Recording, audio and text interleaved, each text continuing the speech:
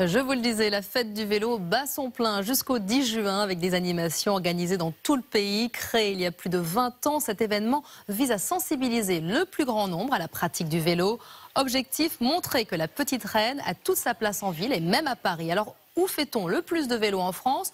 Le port du casque va-t-il être obligatoire? Ce soir, c'est Vicky Bogart qui répond à toutes vos questions. La première, Vicky, les Français sont-ils des adeptes du vélo?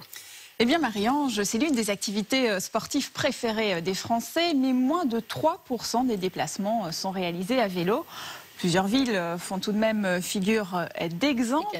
30 communes en France déjà proposent des vélos en libre service. À Strasbourg, 16% des travailleurs se rendent à leur bureau à vélo. À Grenoble, c'est 15%, c'est énorme, 12% à Bordeaux, alors qu'à Paris, c'est seulement 4%.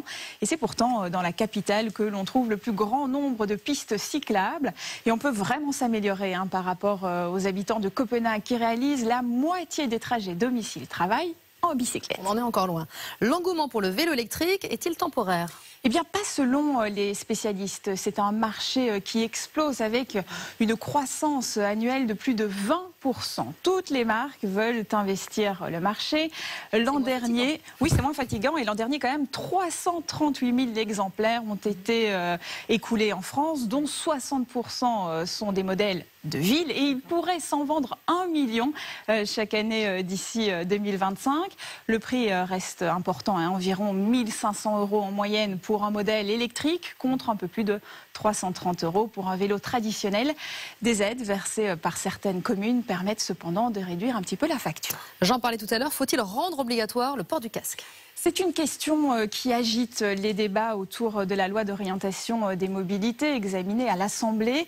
Des députés ont déposé cette semaine un amendement pour rendre le casque obligatoire pour les trottinettes et les vélos électriques. Un autre amendement veut l'étendre aux vélos traditionnels, mais ce n'est pas voté pour le moment. Actuellement, seuls les enfants de moins de 12 ans y sont contraints, qu'ils soient conducteurs ou passagers.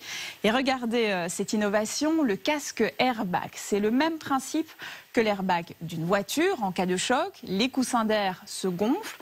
Une technologie qui a quand même un prix, comptez environ 300 € pour un tel exemplaire. Moi, je veux le même pour la sieste au bureau. C'est pratique. Merci, Vicky.